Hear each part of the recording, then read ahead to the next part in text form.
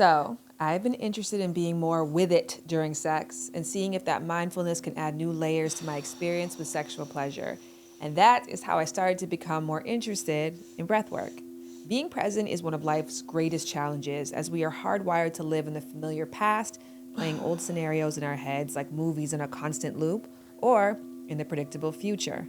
During sex, we can do this by hyper-focusing on the outcome rather than the income, meaning what messages are we receiving in that moment. And one way to stop this from happening is to focus on something present, like breath. In addition, breathing can increase blood circulation, making us more sensitive to touch, and we can use it to create rhythm, which, as we know, rhythm and sex go very nicely together. For example, right now, I am using my breath to pace my pelvic floor contractions, and as I discussed in an interview with Liz Goldwyn coming up during this video, this practice can actually lead to an O. So let's see if I get there. Also, I want to share more breathing techniques you can use during partnered or solo sex right after I tell you about the sponsor of this video, Squarespace. Squarespace is an all-in-one website platform for entrepreneurs to stand out and succeed online. Whether you are just starting out or managing a growing brand, Squarespace makes it easy to create a beautiful website, engage with your audience, and sell anything from products to content to your time, all in one place, all on your terms. Go to squarespace.com/shambooty to begin your free trial, no credit card required. And then, when you're ready to launch, go back to squarespace.com/shambooty for 10% off the purchase of a website or a domain. All right, back to breathing. Focusing on breath can help enhance sexual experience in several ways. 1, relaxation. Your body needs to be in the calm and connect state in order to achieve the most pleasurable and memorable sexual experiences. 2, increased awareness because you are putting yourself in a mindful state. 3, stamina and control. And this is because practicing controlled breathing techniques can aid in controlling arousal levels. Now, for some men, this might help in managing premature ejaculation. Breathing can also enhance connection with a partner. It can improve circulation, which increases oxygen supply to the blood and can lead to better arousal and sensitivity. So as a hack for that, breathing can be used as a form of foreplay and something you can do on your own long before you meet with anybody else. Proper breathing can also bring general health benefits like improved cardiovascular function, reduced blood pressure, and enhanced lung capacity. These overall health improvements can translate into better sexual performance and enjoyment. Lastly, certain breathing techniques can aid in achieving orgasm by helping you to center your attention on the pleasure. So, right now, here's a technique that I'm doing, and I also want to share some more with you. I am doing breath and movement integration. I'm combining breath with pelvic floor movements. As I inhale, I'm arching my back and I'm tilting my pelvis up and pulling my pelvic floor up towards my belly button. Then as I exhale, I do the reverse movement. This coordination of breath and movement can intensify physical sensations. Deep belly breathing. This involves inhaling deeply through the nose, filling the lungs completely and allowing the belly to expand. This practice can create a relaxed and focused state that heightens sensitivity to pleasurable sensations. This one feels hard because it's natural to inhale, suck in, and exhale, push out. So inhale to push in feels kind of weird. Like I have to coordinate myself. That's how.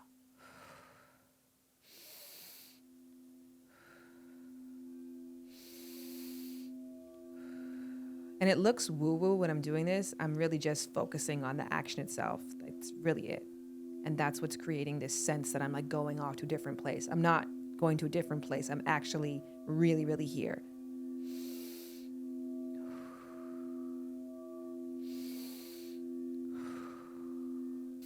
Paced breathing. Paced breathing involves inhaling and exhaling at a consistent rhythmic pace. By consciously focusing on this rhythm, you can create a mindful connection to your body and its sensations, potentially enhancing pleasure and orgasm. 4-7-8 technique. Inhale for a count of 4. Hold the breath for a count of 7, and then exhale slowly for a count of 8.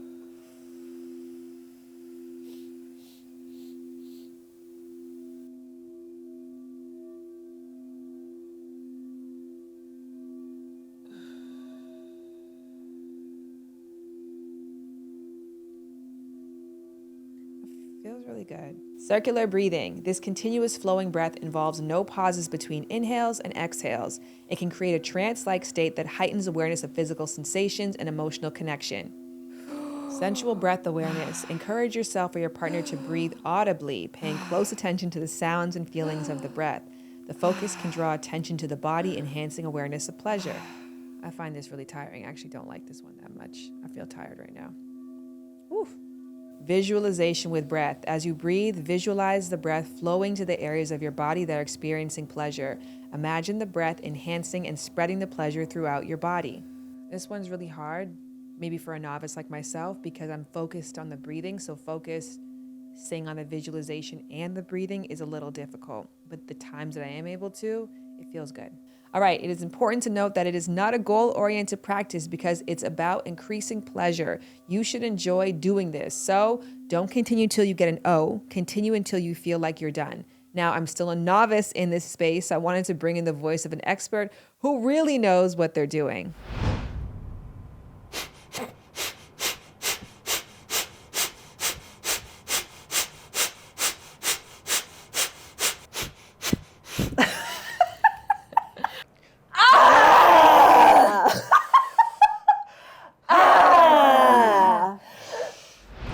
Okay, before we get to that, I want to tell you about my 3 fave features of our sponsor, Squarespace, that I recently actually used to purchase a site and get professional emails for our production company, Shared Entertainment.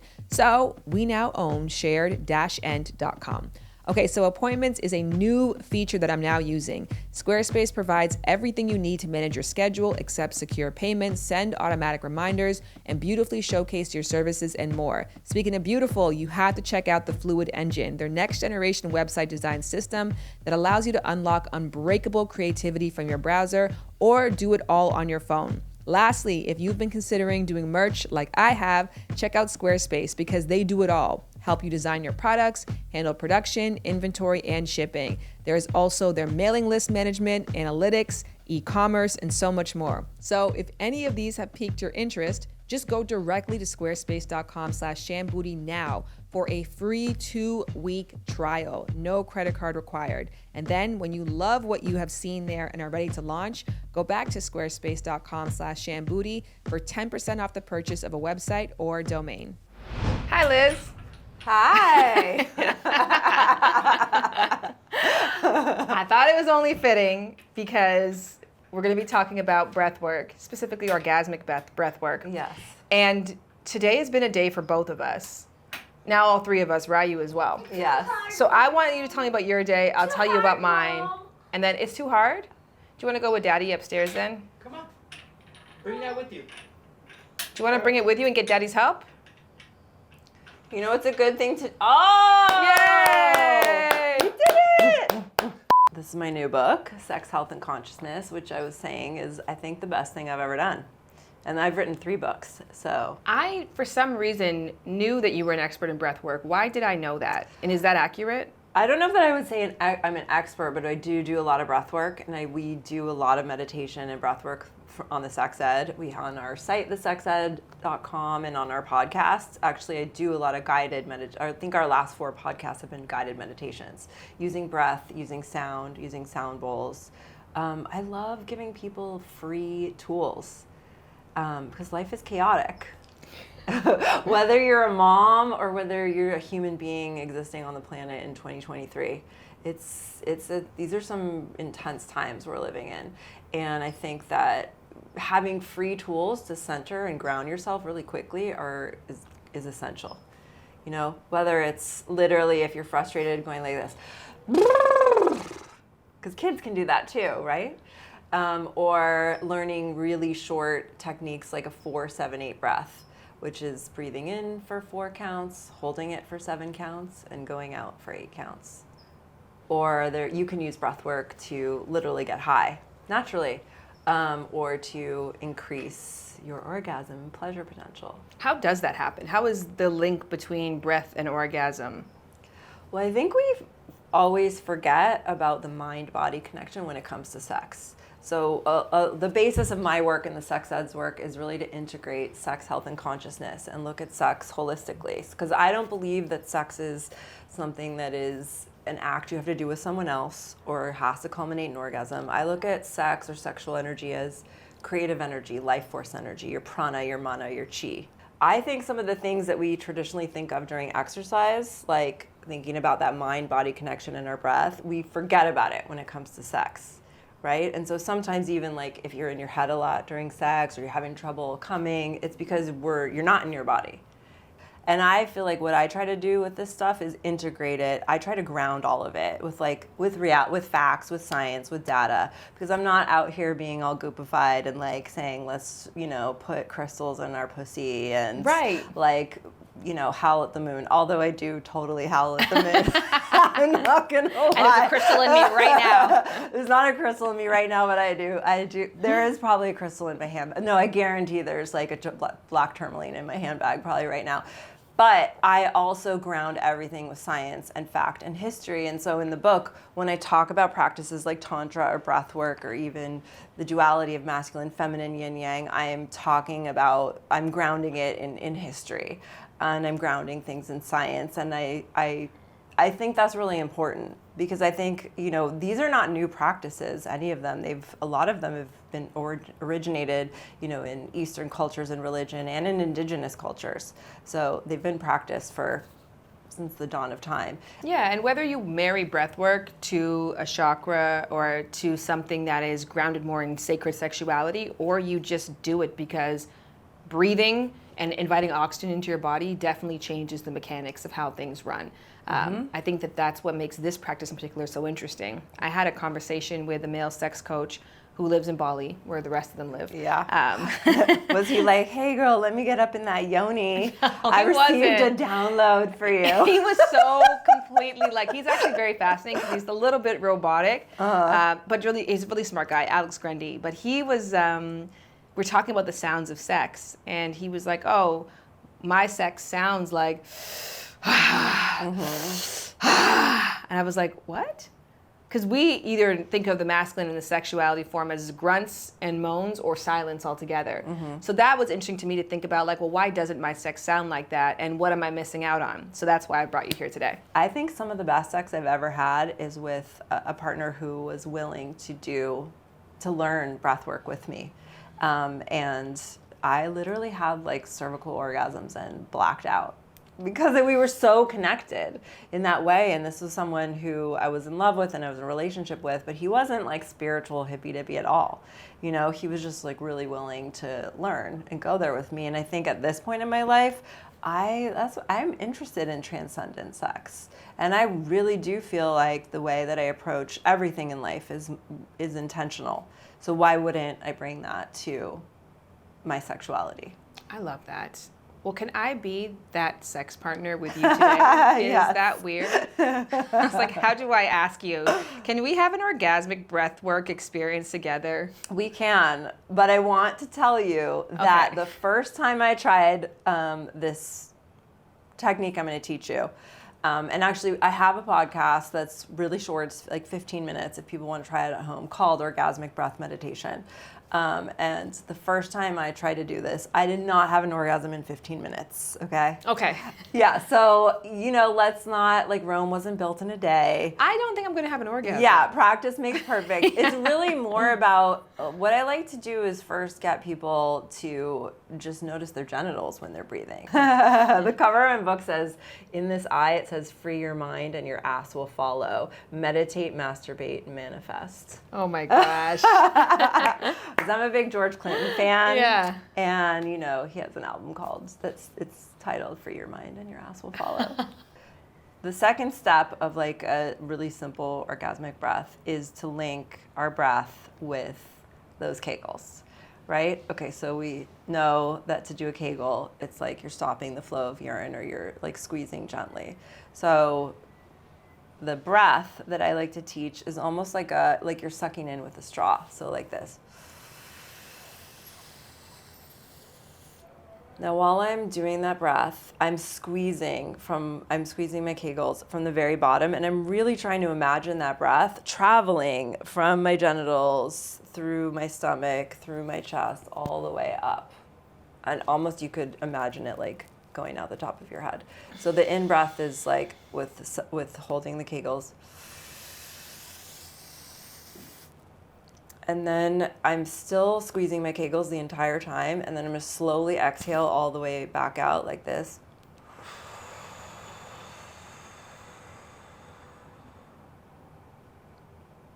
I get to the very bottom of the exhale, I'm going to release my Kegels. So it's sort of a slow, methodical, repeated exercise. You're not going to orgasm the first time you do it. But I actually think it's great if you I actually did. No, I didn't actually. I did not actually do that. I'm not that mystical yet. But I have totally orgasmed hands-free using this technique. Mm-hmm.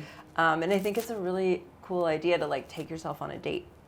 I mean, so a lot of times I find that if I do breath work that's like more transcendent and then with a partner and then have sex afterwards, that's like kind of amazing. But those are like almost techniques that get you really like kind of high, actually. The same way that sex gives you a high. Yes. Right? Or when you do sound baths. Or when you do sound baths, which I also love to integrate that too. And so in the theme of us going through a sexual experience together, now having an orgasm or a release of tension. A release of tension. Which is Emily Nagoski's definition of an orgasm, which I really love because it gives people who don't feel the euphoria and the sudden contractions an opportunity to say, like, I haven't had an orgasm. There was a time that I felt a lot of sexual tension and I did something and there was a sudden release. Yeah. So I think it's a really inclusive way of describing it. But during our refractory period, I wonder if you would read to me. Sure. Is there a section or a page that you love that stands out to you right now that you could share? Okay, I'm going to read to you from What is Love? Oh, I love that. Love can make us feel completely bonkers as our body and brain react to the chemical rush of being attracted to someone.